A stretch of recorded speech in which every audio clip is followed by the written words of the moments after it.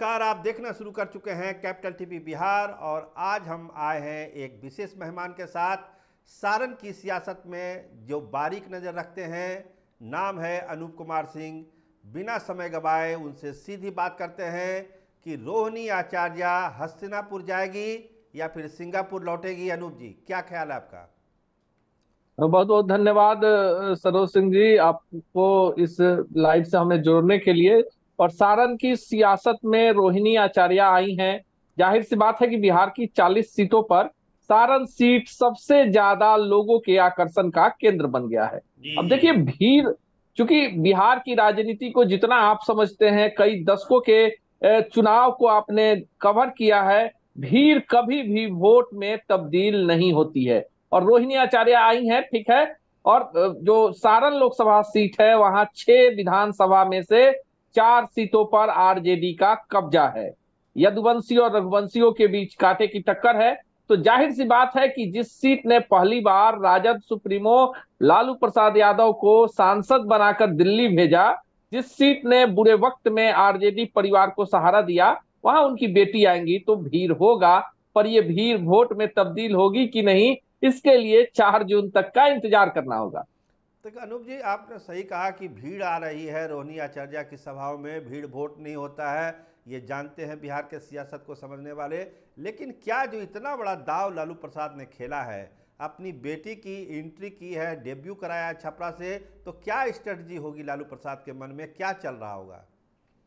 देखिए, एक बहुत बड़ी बात है कि 2009 में कुछ इसी तरह की स्थितियां थीं और इससे थोड़ी सी बेहतर स्थिति थी आरजेडी के लिए। और आरजेडी ने पूरे बिहार में 4 लोकसभा की सीटें जीती थी। आपको याद होगा, राजद सुप्रीमो लालू प्रसाद यादव उस समय छपरा हुआ करता था, छपरा से चुनाव जीते थे। और बगल की महाराजगंज सीट से महज 2000 वोटों से आरजेडी के उम्मीदवार उमाशंकर सिंह चुनाव जीतने में सफल रहे थे। तीसरी सीट जो इसी सीट से सटी हुई है, वैशाली, जहां से रघुवंश बाबू आरजेडी के उम्मीदवार के तौर पर चुनाव जीते थे, और रघुवंश बाबू के साथ ही साथ जगदानंद सिंह बक्सर से चुनाव जीतने में सफल रहे थे। तो देखिए, यदुवंशियों रघुवंशियों का एक अच्छा कॉम्बिनेशन आरजेडी के लिए बना था। पर इस बार देखिए कि महाराजगंज में प्रभुनाथ सिंह के बेटे का टिकट कटा है, रामा सिंह को आरजेडी ने टिकट नहीं दिया है। तो ये मान के चलिए कि अगर 2-4% रघुवंशियों का यानी राजपूतों का वोट अगर मिलता है सारण में, तो ये बिस्कोमान चेयरमैन सुनील कुमार सिंह की व्यक्तिगत उपलब्धि होगी। लेकिन अब सारण में जो अति पिछड़ी जातियां हैं, जिनकी आबादी अगर मान लें नए आंकड़े को तो 35-36% है, वे कभी भी यादवों के साथ जाने में खुद को सुरक्षित महसूस नहीं कर रहे हैं। ऐसे में इस बार राजद के लिए राह काफी कठिन है। तो राजीव प्रताप रूढ़ी और रोहिणी आचार्य के बीच कहा जा रहा है पटना में सत्ता के गलियारों में एक कड़ा मुकाबला होगा। लेकिन आप कह रहे हैं कि जो यदुवंशी और रघुवंशियों का कम्बिनेशन गड़बड़ हुआ है वो प्रभावित करेगा छपरा के चुनाव को। लेकिन क्या ये जो समीकरण गड़बड़ाया है वहाँ पर सारण के इलाके में, महाराजगंज को भी प्रभावित करेगा? ये समीकरण जो गड़बड़ हुआ है।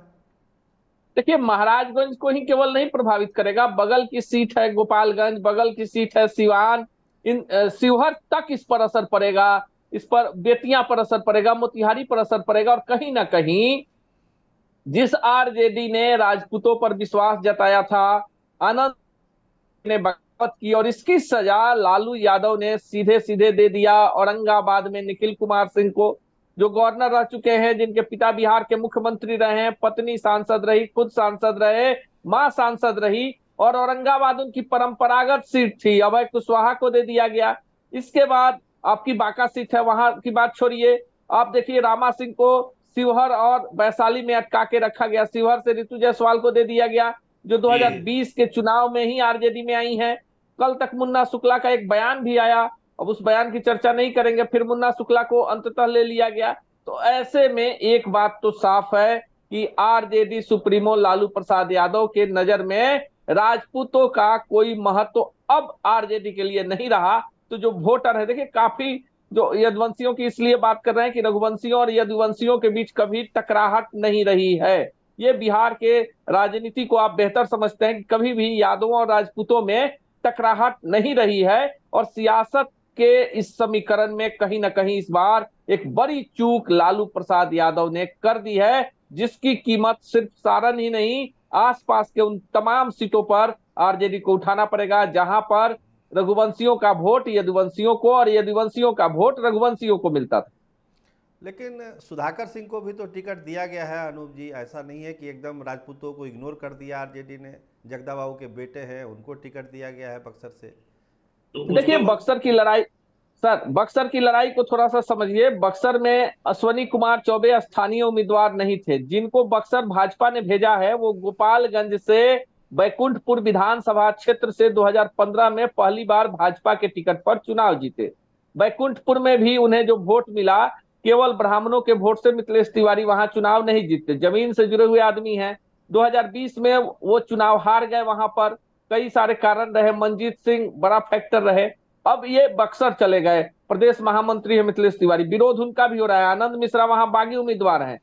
सुधाकर सिंह को भले लालू यादव ने टिकट दे दिया है, लेकिन अब दो और उम्मीदवार हैं जो राजद के कम से कम बड़े वोट बैंक को प्रभावित कर रहे हैं, और उनका नाम है ददन पहलवान। देखिए ददन पहलवान लगातार 3 लोकसभा का चुनाव लड़े हैं, 1.5 लाख के करीब उनको वोट आता है, और ददन पहलवान का बेस यादव है, और वो ताल ठोक कर रहे कि यादव मतलब ददन पहलवान। दूसरे हैं अनिल कुमार, जो बहुजन समाज पार्टी के बिहार के प्रदेश संयोजक हैं, और उनका जो वोट बैंक है दलित वोट बैंक है, पिछड़ा वोट बैंक है, और जो इलाका सटा हुआ है यूपी से, जो राजद का कोर वोटर है, उसको प्रभावित करने में अगर अनिल कुमार सफल होते हैं तो जाहिर सी बात है कि सुधाकर सिंह को तो चक्रव्यूह में फंसाया गया है।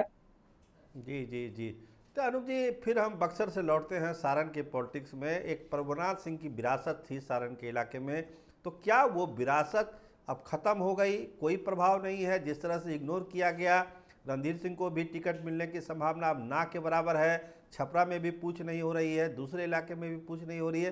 तो क्या प्रभुनाथ सिंह का जो रुतबा था, जो हनक थी, जो विरासत थी, वो अब एक इतिहास बन के रह गया है सारण के इलाके में, या वो प्रभाव कहीं न कहीं से राजद को नुकसान पहुंचाएगा?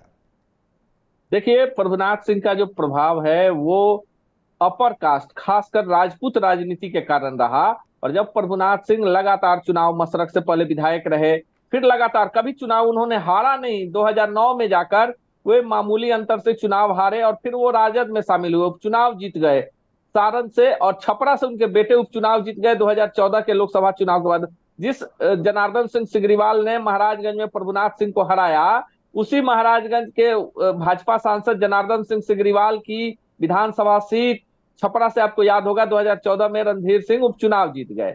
हालांकि कार्यकाल काफी कम रहा, तो ये नहीं कहा जा सकता है कि प्रभुनाथ सिंह का प्रभाव कम हो गया। हम सारण में ही आपको बता रहे हैं कि लगभग वर्तमान में 8 ऐसे विधायक हैं जिनकी राजनीतिक यात्रा प्रभुनाथ सिंह की उंगली पकड़कर शुरू हुई है। आज भी प्रभुनाथ सिंह अगर जेल से बाहर आ जाए तो पूरे सारण के राजनीति को प्रभावित कर सकते हैं। रही बात उनके बेटे रणधीर सिंह की, काफी सौम्य है, काफी उग्र तेवर के नहीं है, और महाराजगंज ही नहीं, छपरा, सिवान, गोपालगंज और आसपास के सीटों पर राजपूतों पर उनके परिवार का प्रभाव है। लेकिन जो उनके सपोर्टर हैं, कई सारे लोगों से ग्रास रूट लेवल पर बात हुई, वो अब चाहते हैं कि राजद से प्रभुनाथ सिंह का परिवार जो है वो पिंड छुड़ा ले।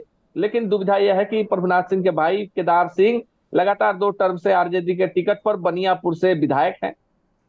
कई सारे समीकरण है, अब क्या कुछ होगा अगले 1-2 दिनों में जब कांग्रेस का उम्मीदवार घोषित होगा, इसके बाद यह परिवार निर्णय लेगा। लेकिन ये कहना कि प्रभुनाथ सिंह के परिवार का प्रभाव खत्म हो गया, सिवान में शहाबुद्दीन के परिवार का प्रभाव खत्म हो गया, ये जल्दबाजी होगी और इसके लिए थोड़ा सा इंतजार करना होगा।